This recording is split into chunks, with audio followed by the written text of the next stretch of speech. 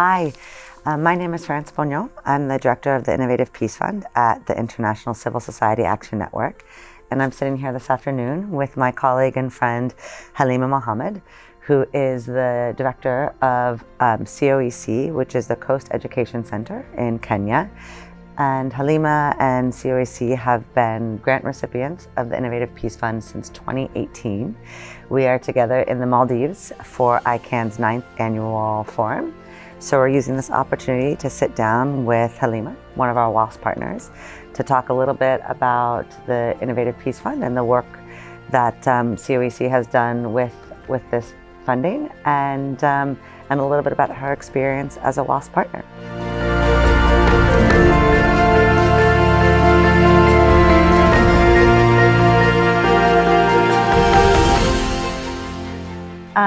If you can start us off by telling us a little bit about the initial grant that you received through the IPF in 2018. In 2018, we were implementing a program, Women Against Violent Extremism. And basically on the program, we were trying to collect views of women after the president of Kenya launched the 2016 national strategy, which didn't have the gender impact on that document. So rallying around getting views for the women, and we were left to developing the charter. So the original charter did not contain the views. It wasn't gendered. Actually, the strategy, it's called the national strategy, never had the gender aspect of it. Okay. Even a word of gender in the document itself. The word gender never even appeared. Wow. So with the support from ICAN and others, we developed the charter. It was the first coastal charter that we did for Kenya, and having views of women. So with that, we are happy that in 2018, we handed over the charter to National Counterterrorism Center that is mandated to implement the national strategy for Kenya. And to that, it has actually developed to other substantial pillars under the national strategy. So the refined document that we have in Kenya was contributed by the charter and others also contributing to it. So we have a victim of terror under the refined document and the gender pillar.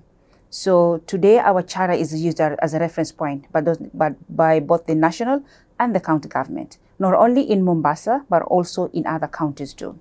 That's amazing. Yes.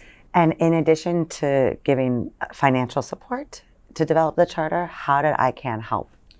ICAN came in at a very crucial moment where we needed technical support in developing the charter itself. So we had support to collect views, but again, developing the document itself was actually done by ICAN and others. And we are happy that ICAN came in where we needed you guys the most. And the document itself was very good because looking at the implementation plan, we ensure that we had all the bilateral agreements in terms of how do we get bilateral organization to support women and gender in general. At the same time, in terms of if we are to develop a safe form, where will it be best? Will it only be for women in violent extremism, or also cater for the returnees who NCTC will be working with and will be used as a facility to train and to rehabilitate returnees at the same time? Not only women, but again, the generally victims of terror. That's fabulous. So 4 years later, after the development of the charter, is it still in use? Yes, it is still in use because today we have CAPs, that is county action plans. We have 47 of them. And with the aspect of women charter, which is being used as a reference point, like I said.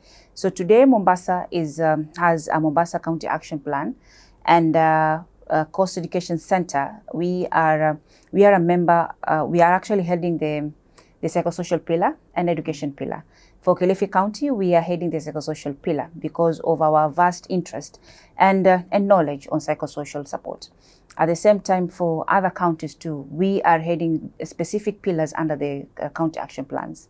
And we are also members of county engagement forums, where we sit with the security personnel, we sit with other stakeholders who are members of different pillars under the county action plans, and we deliberate on the outcomes and analysis of violent extremism in our counties. So from 2018 to date, I think we are a step ahead. Apart from the charter, we have moved beyond the charter, trying to implement the charter, trying to see our involvement as women and gender, where is it? So that we get those spaces, we get into the space and we get to implement what we need. Good. Yeah, that's wonderful. Can you tell us a little bit about the current program that you're implementing? Yeah. The current program is Strengthening Women Participation in Peace and Security. And in this program, initial stage was to do a mapping of organizations working in PCVE, Preventive Violent Extremism, and WPS and 1325. Kenya developed a Kenya National Action Plan for 1325. The first one, in 2020, we actually launched the second edition of 1325. And with that document for us was, how do we get women peace builders? Because the document doesn't talk about women peace builders. It talks about victims of terror. It talks about victims of violent GBV. It talks about young people. But again, women peace builders weren't mentioned on that document. So what we did as Coast Education Center, after mapping organization, we got 84 organizations within the coastal region. So with these organizations, we formed a network of Coast Women Peace and Security Network. So these women, we ensure that since COEC is a member of county engagement forums under county action plans of CVE, we ensure the women are also members. So that representation of Coast Women Peace and Security Network, we ensure that they are members of that platform, of that pillar, so that they are included in discussions in their various counties. At the same time, we liaise with them and our field coordinators, because we have bi-weekly reports that we do, and we also work closely with the county commissioners. So with that, we understand the analysis and conflicts in different areas, looking at we are heading to elections in the 9th of August, and there's a lot of conflicts that is happening when it comes to election. Apart from violent extremism, we have illegal gangs who are, young groups who are coming up as illegal gangs. So how do we prevent that and ensure that our security personnel will be at the forefront to curb these incidences?